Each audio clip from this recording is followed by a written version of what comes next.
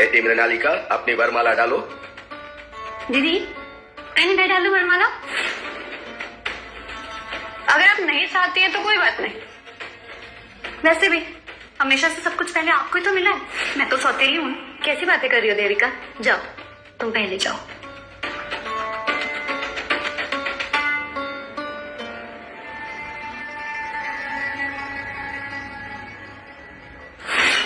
ये हुई ना बात। बेटी देविका युवराज सिद्धार्थ को चुनकर हमारे परिवार की इज्जत और औहदा दोनों को और बढ़ा दिया है। हमें और तुम्हारे पिताजी को तुम पर गर्व है। अब देखते हैं मृणालिका क्या करती है।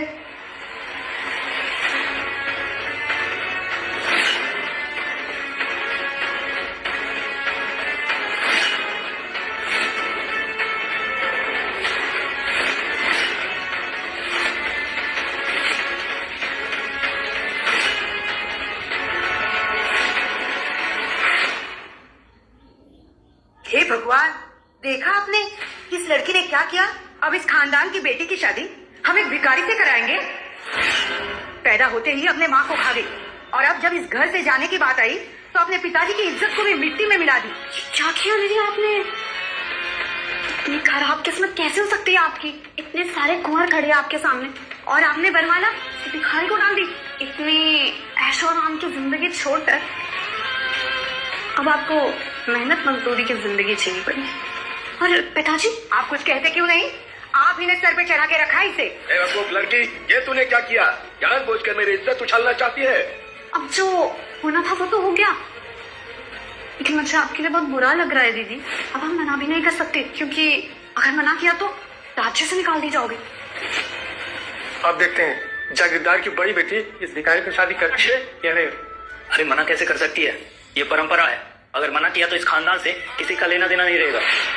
अरे पकड़ो इसे, कहीं भाग न जाए। राजकुमार, ये क्या किया आपने? राजमाता कभी भी एक जागीरदार की लड़की को आंध्र प्रदेश राज्य की रानी नहीं बनने देगी। हमने क्या किया? हमने तो बस, और वैसे भी यहाँ कोई शादी नहीं हो रही है। आप हमारे कपड़ों को देखिए, कोई लड़की भिखारी से शादी क्यों करेगी?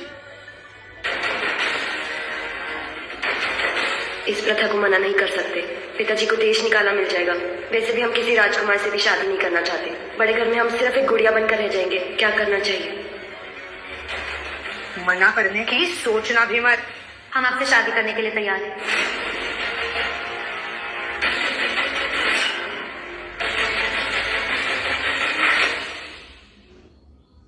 मेरा नाम मृणालिका है।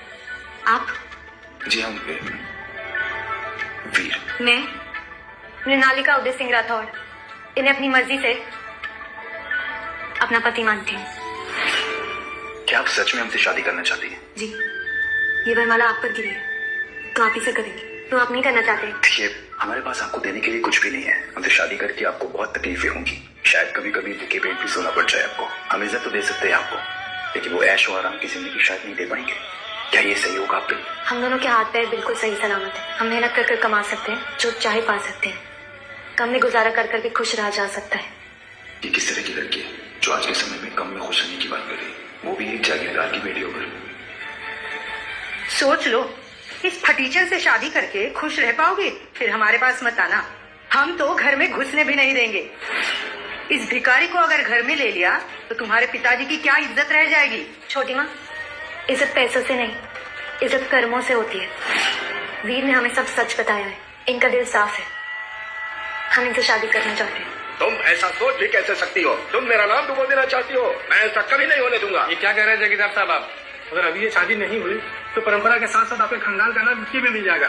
आपकी बेटी आपका नाम मिट्टी में नहीं मिला रही, बल्कि उसे बचा रही है।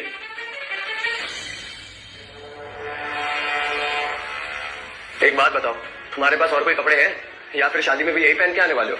और हाँ, अगली बार मेरे पास खड़ा होना है ना तो नहा कर आना। दीदी मैं कह रही हूँ, ये शादी करके ना बहुत पछताओगे आप। फिर मत कहना। मेरी शादी ना प्रताप खानदान के युवराज सिद्धार्थ से हो रही और तुम बनोगे भिखारी। लेकिन अब तुम्हारी बारी। जिस युवराज से शादी करने के लिए आप इतना उछल रहे हैं, आप उनकी असलियत जानते नहीं है। पर आपको तो कोई तकलीफ नहीं होगी, क्योंकि प्यार करना तो आप भी नहीं जानते। तुम्हें सिर्फ हैसियत और ऐशो आराम दिखता है। मुझे सिर्फ प्यार और इज्जत चाहिए। देखते हैं कितने दिनों की अकड़ है आप में। इस गरीब फटीचर से शादी करके ना आप हमेशा मेरे जूतों के नीचे रहोगे। तुमसे नीचे ही रहूंगी, इससे जब भी तुम्हें देखूंगी मेरा सर ऊपर होगा। सर तो तुम्हारा झुका रहेगा।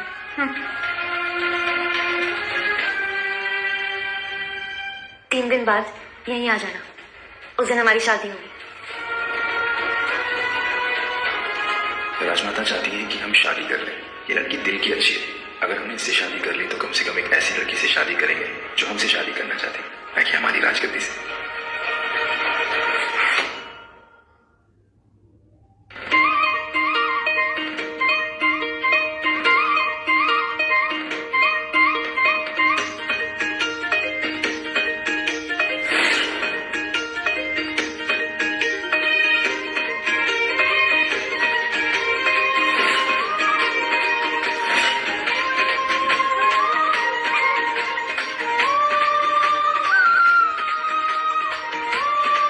कितनी प्यारी लग रही है मेरी बेटी,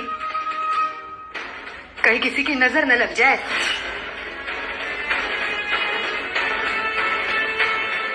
देखा आपने, मेरी बेटी देविका के लिए शादी के तोहफे आए हैं। इतने सारे गहने आए हैं। सुना है 3-4 एकड़ जमीन भी मिली है, लेकिन कुमारी मृणालिका को कुछ नहीं मिला। दीदी, अब ऐसे भिखारी से शादी करोगी तो क्या ही मिलेगा? फटे पुराने कपड़े, बदबूदार बिस्तर और कचरे के ढेर के सामने वाला पेड़। देखो युवराज सिद्धार्थ आ गए। आओ बेटा आओ। पिताजी प्रणाम, माता जी प्रणाम। जीते रहो। यहाँ आओ ना बेटा। दीदी, मुहूर्त निकला जा रहा है, लेकिन तुम्हारा वो फटीचर पति तो नहीं दिख रहा। कहीं सुबह के खाने के लिए दूध मांगने में देर तो नहीं हो गई? और या फिर कहीं ऐसा तो नहीं इसने भी तुमसे शादी करने को मना कर दिया? मृणालिका,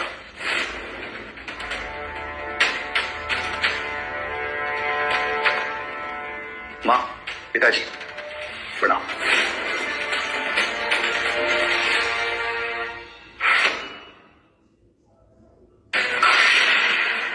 अरे ये देखो, शादी में भी कैसे भिखारी जैसे कपड़े पहन के आया है। ये किस तरह के कपड़े पहन कर आए हो तुम? आज के दिन तो किसी से भीख मांग लेते। तुम्हें और मेरे दामाद सिद्धार्थ में जमीन आसमान का फर्क दिखाई दे रहा है। दीदी, तुम समझाओगे नहीं कुछ? है ऐसे तो हर मौके पर हमारी बदनामी करवाते रहेंगे। ये मैं कभी बर्दाश्त नहीं कर सकता। अब रहने दीजिए, जो हो गया सो हो गया। अब जल्दी से इसकी विदाई करवा दीजिए और फिर ये भिखारी और इसकी भिखारन बीवी दोनों से हमारा कोई रिश्ता नहीं होगा। मैं अभी भी शर्म नहीं आ रहे, ऐसे फटीचर भिखारी के साथ फेरे लोगी। इंसान की पहचान उसके कपड़ों से नहीं, उसके मन से होती है, और इनका मन सच्चा है। हाँ हाँ ठीक है, चलो अब शादी की विधि शुरू करते हैं। पंडित जी,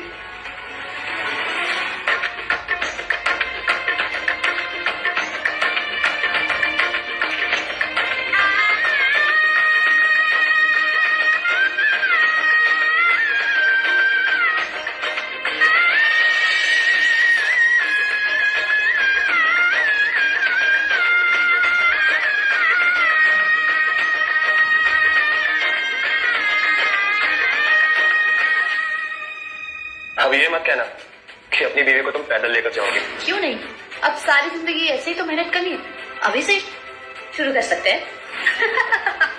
और हाँ दीदी, पिताजी का इस तरह से दिल दुखा कर जा रही, दोबारा कभी शक्ल मत दिखाना है आपने। हाँ, आज से तुम्हारा इस परिवार के साथ कोई रिश्ता नहीं होगा। विदाई लो और जाओ अपने भिखारी पति के घर। मृणालिका, चलिए घर चलते हैं।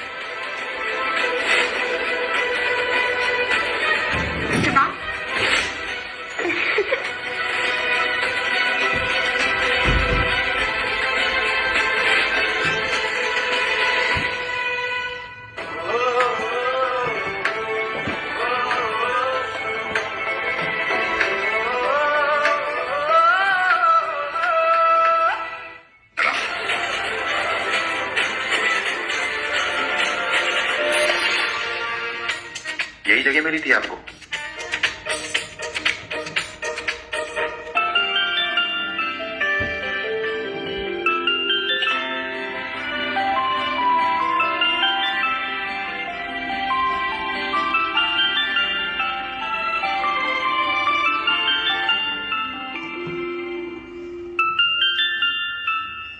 इतना छोटा घर, इस घर में कोई कैसे रह सकता है? आप ही ने तो कहा था एक छोटा सा घर ढूंढने, किसी को पता ना चले कि आप एक राजकुमार हो, इसलिए ये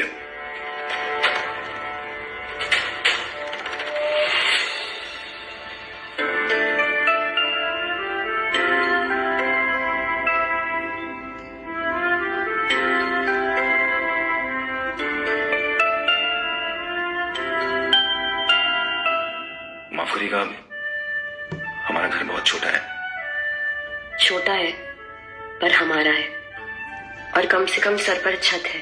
लोगों के पास वो भी नहीं होता। अब यही हमारा संसार है, और अब हमारी चिंता मत करिए। इसे तो हम साफ सुथरा करके मकान से घर बनाते।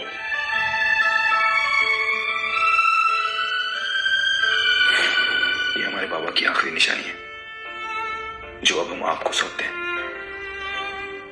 हमारे पास इसके सिवा आपको देने के लिए कोई और तोहफा नहीं है। आप इतनी कीमती चीज हमें कैसे दे सकते हैं? ये तो आपके पास होना चाहिए। ये तो आपके पिताजी की आखिरी निशानी से आप हम कैसी बात कर रही हैं? हमारा जो है वो सब आपका ही तो है, क्योंकि आप सिर्फ हमारी